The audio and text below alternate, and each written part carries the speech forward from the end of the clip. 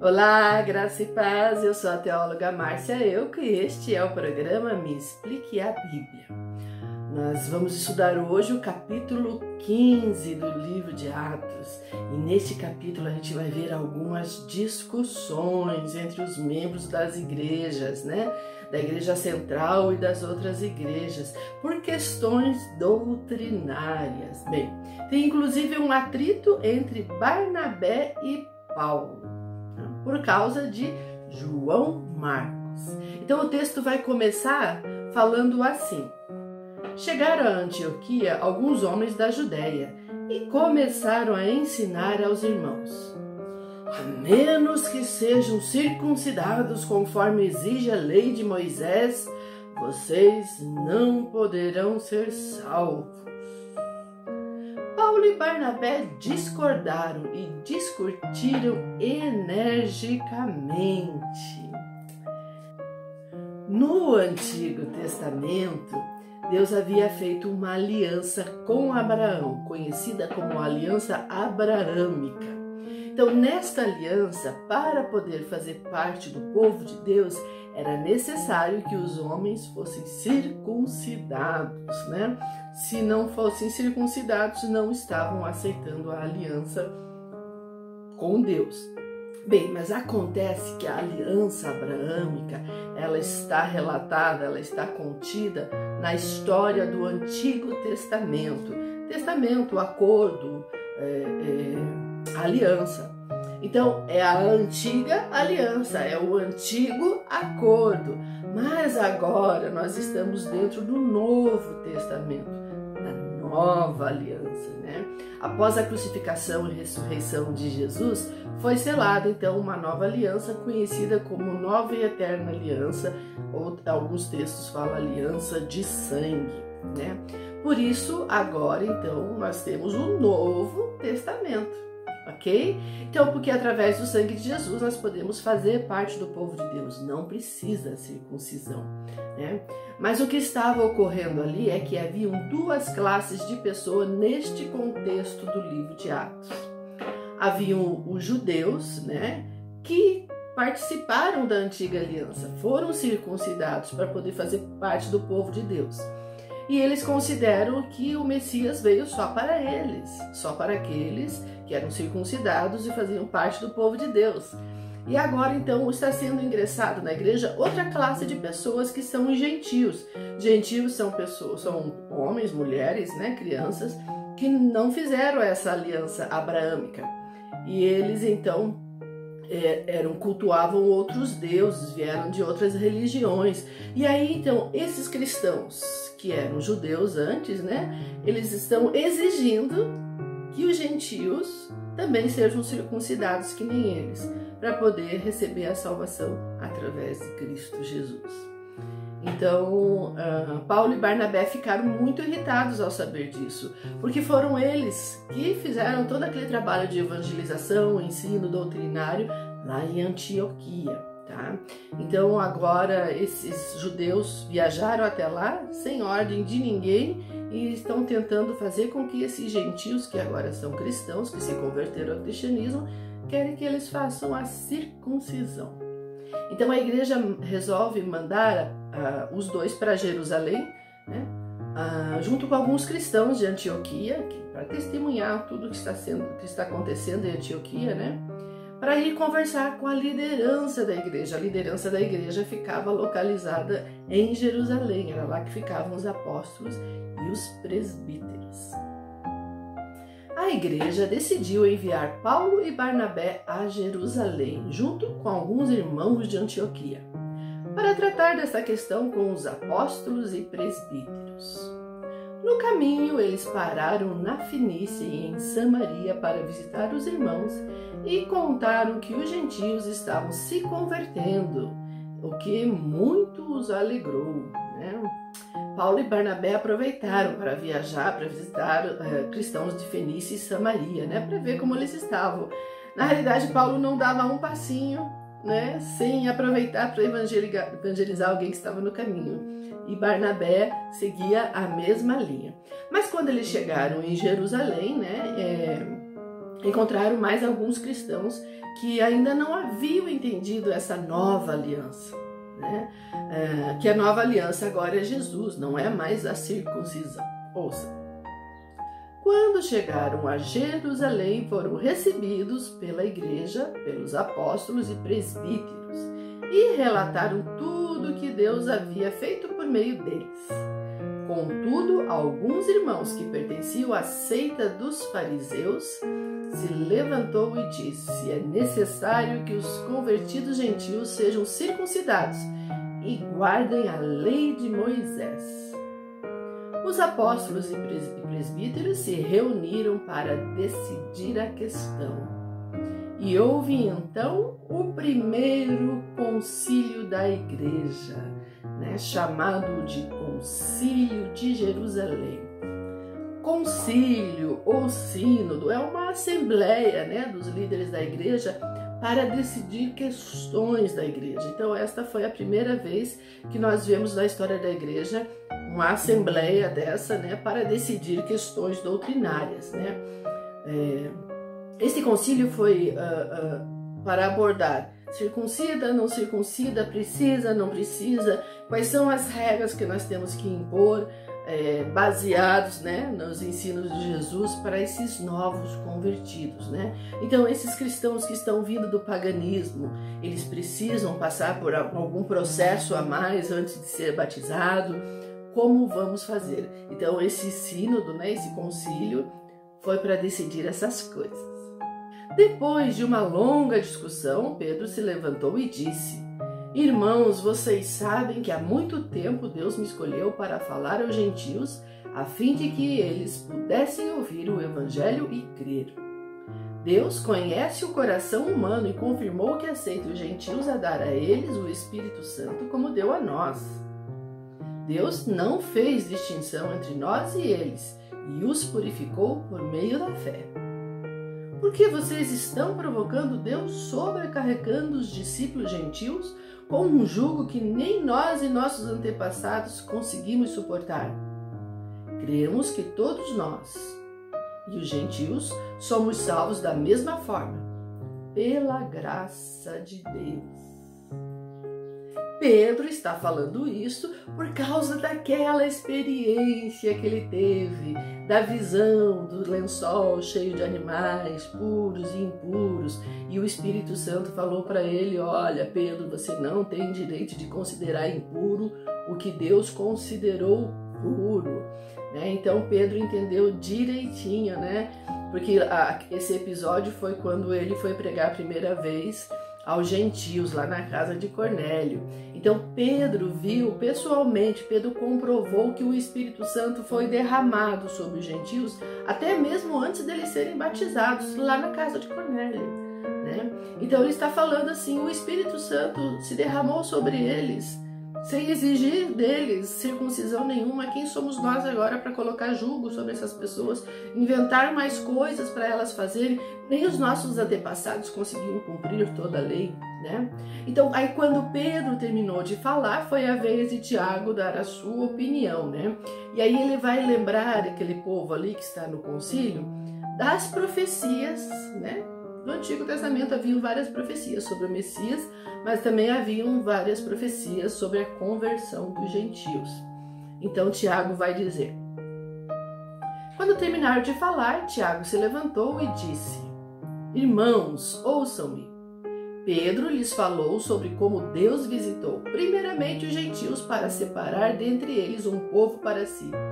E isso está em pleno acordo com o que disseram os profetas, como está escrito: depois disso voltarei e restaurarei a tenda caída de Davi. Reconstruirei suas ruínas e restaurarei para que o restante da humanidade busque o Senhor, incluindo os gentios, todos os que chamei para serem meus. O Senhor falou, aquele que tornou essas coisas conhecidas desde a eternidade. Portanto, considero que não devemos criar dificuldades para os gentios que se convertem a Deus. Ao contrário, devemos escrever a eles dizendo-lhes que se abstenham de alimentos oferecidos a ídolos, da imoralidade sexual, da carne de animais estrangulados e do sangue. Pois essas leis de Moisés são pregadas todos os sábados nas sinagogas judaicas em todas as cidades há muito tempo. Bem, não comer comida que foi consagrada aos ídolos, não praticar imoralidade sexual, não comer carne de animal que foi estrangulado, sufocado, ou a carne de animal que ainda esteja com o seu sangue. Isto são leis que estão lá em Levíticos, né? E deveriam ser cumpridas por aqueles que faziam parte do povo de Deus. Então, os apóstolos e presbíteros e toda a igreja em Jerusalém escolheram representantes e os enviaram a Antioquia da Síria, com Paulo e Barnabé, para informar sobre essa decisão. Os 2 homens escolhidos eram líderes entre os irmãos, Judas, chamado Barsabas, e Silas. Bem, a igreja decidiu mandar, junto com Paulo e Barnabé, lá para Antioquia, né, 2 líderes da igreja, né, para provar que Paulo e Barnabé estavam certos quando ensinaram eles, né, sobre a conversão. E quem veio depois foi inventar coisas lá, dizer que eles precisavam ser circuncidados. Então agora Paulo e Barnabé vão voltar lá, vão levar 2 líderes da igreja para confirmarem o que eles estão falando e vão ensinar e levar a carta dizendo que não é necessário fazer a circuncisão. Esta foi a carta que levaram. Nós, os apóstolos e presbíteros e seus irmãos em Jerusalém, escrevemos esta carta aos irmãos gentios em Antioquia, Síria e Cilícia. Saudações. Soubemos que alguns homens que daqui saíram sem nossa autorização têm perturbado e inquietado vocês com seu ensino. Portanto, depois de chegarmos a um consenso, resolvemos enviar alguns representantes junto com nossos amados irmãos Barnabé e Paulo, que têm arriscado a vida pelo nome do Senhor Jesus Cristo. Estamos enviando Judas e Silas juntos para confirmarem pessoalmente o que escrevemos, pois pareceu bem ao Espírito Santo, e a nós não impor a vocês nenhum peso maior que estes poucos requisitos. Abstenham-se de comer alimentos oferecidos a ídolos, de consumir o sangue ou a carne de animais estrangulados e de praticar a imoralidade sexual. Farão muito bem se evitarem essas coisas. Que tudo lhes vá bem. Não há nada que possamos fazer para complementar a aliança com Jesus, né? O sacrifício dele foi perfeito e abrangeu tudo que era necessário para nos dar a remissão dos nossos pecados e nos religar com Deus, tá? Então, se alguma religião tentar acrescentar para você mais algum ritual ou inventar uma nova doutrina para que você se conecte com Deus, não aceite. Não aceite. Aliás, este é o problema das religiões, né? Elas tentam inventar coisas que façam com que você se conecte com Deus. Não precisa inventar nada. A única maneira de se conectar com Deus é Jesus. É Jesus. Não precisa fazer nada. Cristianismo não é religião. Cristianismo é uma pessoa, é Jesus, né? A palavra religião vem de religare, religar. Religião são métodos de nos religar a Deus. Mas nós não precisamos de religião, nós precisamos de Jesus, né? Ele é a conexão, ele é o canal, ele é a ponte, né? Então, para chegar até Deus é muito fácil. Basta você se arrepender de seus pecados, rejeita seus pecados, né? Vale a pena isso, por Deus vale a pena isso. Você rejeita os seus pecados, você crê em Jesus e você se batiza em nome do Pai, do Filho e do Espírito Santo e vai seguir a sua vida debaixo da governança de Jesus. Não precisa se inventar nada, né? Isso se chama graça, isso se chama misericórdia, misericórdia imerecida. Não recebemos não porque merecemos, mas porque Ele é amor. Então não há nada que possamos fazer para nos salvar, ok? Não tem obra humana que salve o ser humano, é só o sacrifício de Jesus. Então, continuando a leitura, permaneceram ali algum tempo e depois os irmãos os enviaram em paz de volta à igreja de Jerusalém. Silas, porém, resolveu permanecer ali. Paulo e Barnabé ficaram em Antioquia. Eles e muitos outros ensinavam e pregavam a palavra do Senhor naquela cidade. Tudo estava agora indo muito bem, porém houve um atrito entre Paulo e Barnabé por causa de João Marcos. João Marcos era primo de Barnabé, pois João Marcos havia abandonado Paulo e Barnabé numa missão anterior, né? Tinha abandonado eles no meio da labuta, no meio do evangelismo, né? Então o texto vai dizer assim: algum tempo depois, Paulo disse a Barnabé: vamos voltar para visitar cada uma das cidades onde pregamos a palavra do Senhor, para ver como os irmãos estão indo. Barnabé quis levar João Marcos junto, mas Paulo se opôs, pois ele tinha se separado deles na Panfilha e não os ajudou no trabalho. Bem, o desentendimento entre eles foi tão grave que os dois se separaram. Barnabé navegou com João Marcos para Chipre e Paulo escolheu Silas e partiu. E os irmãos o entregaram ao cuidado gracioso do Senhor. Então ele viajou por toda a Síria e Cilícia, fortalecendo as igrejas de lá. Bem, nós sabemos que às vezes ocorrem alguns conflitos entre os membros da igreja, né? Conflitos de interpretação da Bíblia, conflitos de métodos de trabalho, vários tipos de conflitos, né? Mas o importante é não abandonar a obra. O Paulo e o Barnabé se estranharam por causa do João Marcos, mais lá para frente, em outro capítulo, a gente vai ver que isso vai se desfazer, mas eles mesmo assim continuaram trabalhando. Foi cada um para um lado fazer a sua função, mas não pararam a obra, não largaram a igreja por causa disso. Não vou mais ficar da igreja por causa desse Paulo. Eu não vou ficar mais na igreja, não quero nem trabalhar mais por causa do Barnabé, né? Isso não foi motivo. Tá? Então nós também cristãos, nós não temos tempo de ficar carrancudos, emburrados, embirrados, magoadinhos, sem fazer a obra do Senhor de braços cruzados em casa, esperando que a igreja venha a implorar perdão, esperando que as coisas se transformem. Jesus falou: pega a sua cruz e me siga. Jesus falou, quando ele enviou os 70 para a primeira missão, ele falou assim: eu estou mandando vocês como ovelha no meio de lobos. Esses lobos nem sempre vão estar fora da igreja, mas o importante é que você olhe para Jesus e continue caminhando. Tem muita gente que precisa ouvir o Evangelho, tem muita gente morrendo sem ouvir o Evangelho. Não dá tempo de ficar empurrado. Se você não está bem encaixado na igreja onde você está, converse com seus irmãos em Cristo, converse com o seu pastor.